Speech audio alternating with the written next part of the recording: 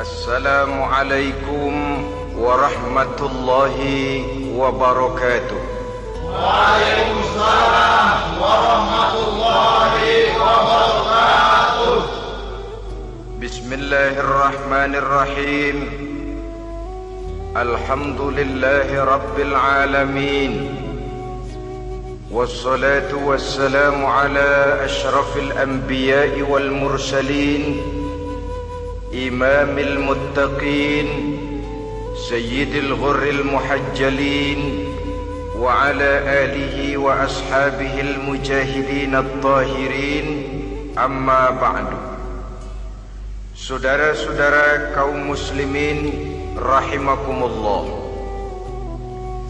sesungguhnya gaya hidup seseorang sangat ditentukan oleh cara bagaimana dia memandang hidup ini. Dengan kata lain, bagaimana seseorang memandang hidup, begitulah dia akan hidup. Oleh sebab itu, untuk mengubah keadaan seseorang harus diawali lebih dahulu dengan mengubah caranya memandang kehidupan ini. Itulah sebabnya dalam surah Ar-Ra'd ayat 11 Allah Subhanahu wa ta'ala menjelaskan, Innallaha la yughayyiru ma biqaumin hatta yughayyiru ma bi anfusihim. Allah Subhanahu wa ta'ala tidak akan mengubah nasib dan keadaan satu kaum sampai kaum itu berusaha mengubah apa yang ada di dalam diri mereka sendiri. Yang ada di dalam diri itu tentu tidak lain adalah rule of thinking, bahasa kerennya state of mind, kata orang Kulon. Cara berpikir, cara memandang kehidupan yang akan sangat mewarnai cara orang menjalani kehidupan itu sendiri. Oleh karena itu, pada pertemuan kali ini kita akan membicarakan tentang dasar dan tujuan hidup dari seorang muslim di dalam kehidupan ini. Yang pertama, tentang dasar dan landasan hidup. Seorang muslim tak dapat lain mendasarkan kehidupannya dengan Islam. Di dalam mendasari kehidupan dengan Islam ini, Allah Subhanahu wa ta'ala menuntut, Ya ayyuhalladzina amanu dkhulu fis silmi kafah. Hai orang-orang yang beriman, masuklah kamu ke dalam Islam itu secara total, secara utuh, secara seluruhnya. Jangan separuh-separuh, jangan sepotong-sepotong. Mendasari hidup dengan Islam artinya menjadikan Islam sebagai way of life, sebagai rule of thinking, sebagai state of mind di dalam kita memecahkan problema-problema kehidupan, sehingga tidak satu persoalan hidup yang bagaimanapun kecilnya sekalipun yang tidak tersentuh oleh nilai-nilai ajaran agama Islam ini. Kemudian di dalam mendasarkan hidupnya dengan Islam, ia mempunyai satu keyakinan. Pertama, Islam sebagai dasar hidupnya adalah agama yang sesuai dengan fitrah daripada manusia. Allah Subhanahu wa ta'ala pencipta manusia. Allah Subhanahu wa ta'ala yang menurunkan agama Islam. Oleh sebab itu, tentu saja seluruh konsepsi Islam ini sudah diukur sedemikian rupa sesuai dengan kemampuan yang dimiliki oleh manusia. Secara logika bisa kita katakan, pabrik mobil di Jerman misalnya bikin mobil namanya Mercy. Seiring dengan itu dikeluarkannya buku petunjuk. Mobil ini bernama Mercy, kecepatan maksimal sekian ratus kilometer per jam, daya angkutnya sekian ratus kilogram, kalau rusak memperbaikinya ini onderdilnya itu umpamanya.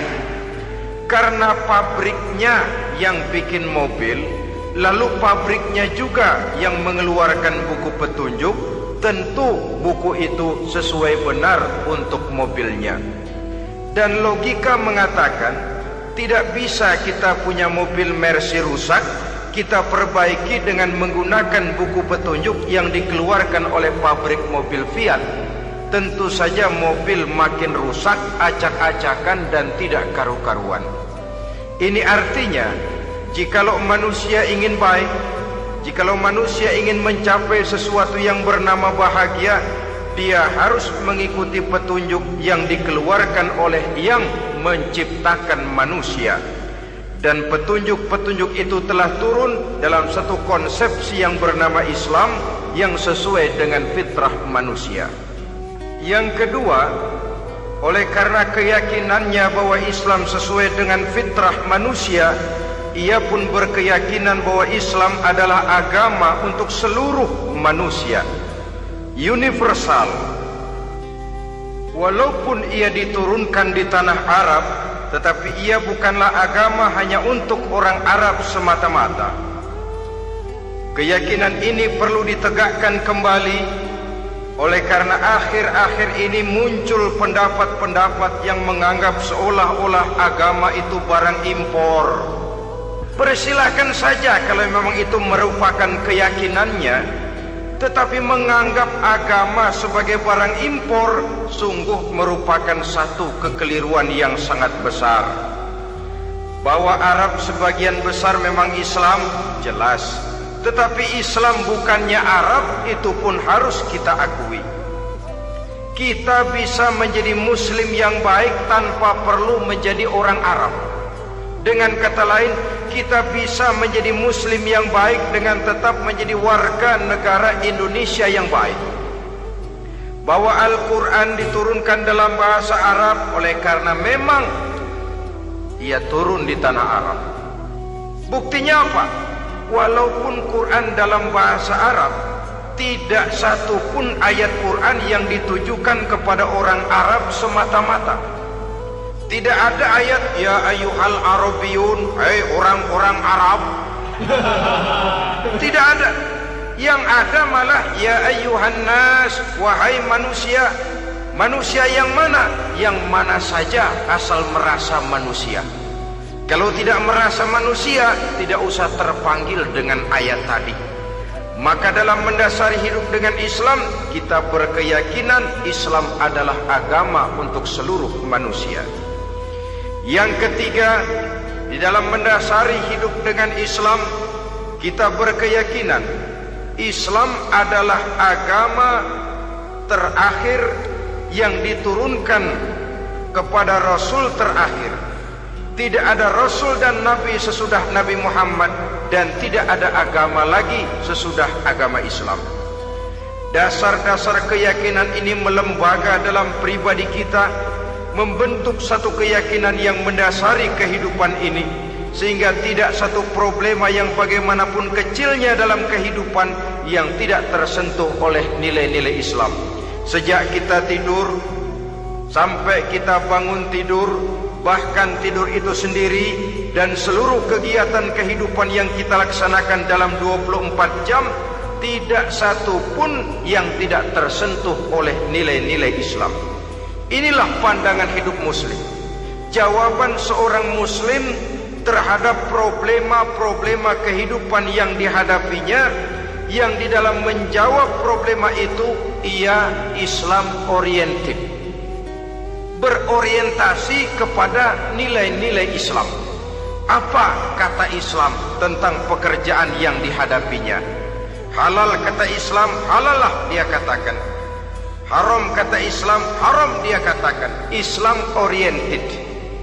Barometer dalam perbuatannya tidak lain daripada nilai-nilai Islam itu sendiri. Dan kemudian di dalam mendasari kehidupan dengan Islam, ia berkeyakinan Islam adalah satu-satunya agama yang benar. Bahasa kerennya, Islam is the single one, the true religion behind the God. Satu-satunya. Keyakinan ini kelihatannya subjektif, tapi memang inilah pokok daripada kehidupan beragama. Saudara-saudara kaum muslimin rahimakumullah, kalau itulah dasar daripada kehidupan kita sebagai muslim, apa yang menjadi landasannya? Kalau dasar hidup kita Islam, maka landasan hidup kita tidak lain adalah Al-Quran dan Sunnah Rasulullah Sallallahu Alaihi Wasallam. Dunia penuh dengan orang-orang besar, dan setiap orang-orang besar itu mempunyai ajaran-ajaran yang pernah jaya, pernah dikumandangkan, didengung-dengungkan, naik ke panggung sejarah untuk kemudian tenggelam. Satu ajaran hanya akan langgeng, satu ajaran hanya akan tahan lama apabila dia turun dari sumber yang serba maha. Kalau dia turun dari manusia, maka sifatnya hanya musim. Yang namanya musim, saudara-saudara, namanya musim tidak bisa dilarang, tapi kalau sudah selesai habis sendirian. Itu musim namanya. Musim rambutan. Kalau datang musim rambutan, apa bisa dilarang? Gak boleh musim rambutan. Ya tidak bisa, dia akan tumbuh terus. Tapi manakala musimnya habis. Begitulah nasib dari ajaran yang nisbi, relatif dan temporer apabila dia bersumber dari manusia. Maka satu ajaran hanya akan langgeng, tahan lama apabila dia turun dari sumber yang serba maha. Dan itu sudah turun bernama Al-Quranul Karim. Sedangkan sunnah, saudara-saudara, merupakan penjelasan dari apa yang oleh Quran tidak dijelaskan dalam bentuk yang detail, melengkapi apa yang oleh Al-Quran hanya disebutkan dalam bentuk garis besarnya saja. Baik Quran maupun sunnah kita sebut merupakan dasar, landasan yang primer. Sedangkan untuk memahami Quran dan sunnah, kita memerlukan pendapat-pendapat orang yang ahli di bidang itu. Dalam hal ini kita sebut saja dengan ulama. Dan ini merupakan sumber yang sekunder dari landasan hidup kita sebagai seorang muslim. Dua rel ini, Quran dan sunnah, merupakan landasan di mana kereta api Islam ini berjalan. Quran dan sunnah. Saudara-saudara kaum muslimin rahimakumullah, oleh karenanya marilah kita menjadikan Quran dan sunnah ini sebagai imam di dalam kehidupan kita. Bukankah Rasulullah sallallahu alaihi wasallam pernah memberikan pilihan, man ja'alal Qur'ana amamahu qadahu ilal jannah wa man ja'alal Qur'ana khalfahu saqahu ilan nar.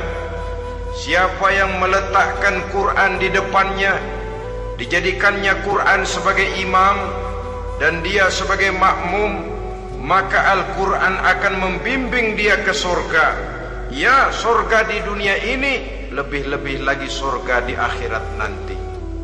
Sebaliknya, وَمَنْ جَعَلَ الْقُرْآنَ خَلْفَهُ, siapa yang meletakkan Quran di belakangnya, dia belakangi ajaran dan konsepsi Al-Quran, dia tinggalkan perintah-perintah Al-Quran, maka Al-Quran yang dibelakanginya itu akan mendorong dia ke neraka. Neraka dunia, lebih-lebih neraka di akhirat nanti. Pilihan terserah kita. Jikalau kita mau menjadikan Quran sebagai imam, artinya kita menjadi makmum. Resikonya dimanapun, makmum wajib ikut imam. Imam takbir, makmum takbir, imam ruku, makmum ruku, imam i'tidal, makmum i'tidal. Jikalau Quran imam kita dan kita adalah makmum, maka itu berarti Jikalau ke barat komando Quran, ke barat kita pergi. Jikalau ke timur kata Quran, ke timur kita menuju. Jikalau halal kata Quran, halal kita katakan. Jikalau haram kata Quran, haram kita ucapkan. Itu resikonya kita menjadi makmum, menyusun pola hidup yang lebih Qurani. Tapi sebaliknya, ke barat komando Quran, ke timur kita pergi.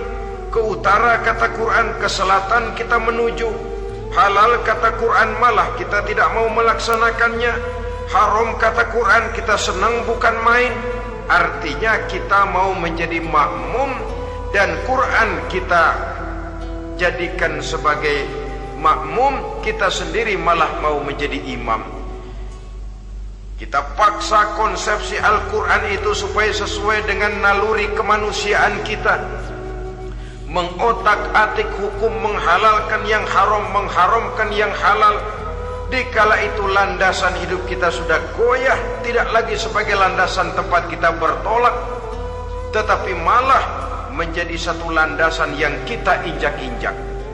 Sesungguhnya saudara-saudara, Quran tidak akan membawa berkah, tidak akan menjadi rahmatun wa syifaun lil mu'minin, menjadi penyembuh, menjadi rahmah bagi orang-orang beriman, apabila yang kita baca itu kita injak-injak di dalam kehidupan.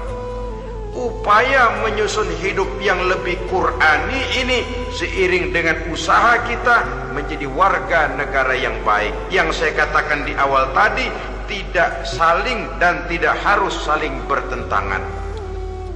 Jadi dengan demikian, dasar hidup kita sebagai muslim adalah Islam, dan landasan hidup kita tidak lain adalah Al-Quran dan sunnah Rasulullah Sallallahu Alaihi Wasallam. Ini landasan tempat kita bertolak. Ini yang mewarnai gaya kehidupan kita.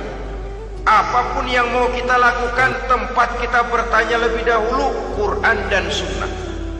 Saya mau melakukan pekerjaan ini, apa kata Quran? Saya mau pergi ke tempat ini, apa kata Quran? Saya mau berusaha dengan mengerjakan perusahaan ini, apa kata Quran? Merupakan landasan daripada kehidupan kita. Ini yang saya katakan tadi, membentuk rule of thinking, state of mind, bahwa gaya kehidupan kita diwarnai oleh landasan hidup yang bertumpu pada ajaran Al-Quranul Karim dan sunnah Rasulullah Sallallahu Alaihi Wasallam. Baiklah ya, ini yang pertama tentang dasar dan landasan hidup.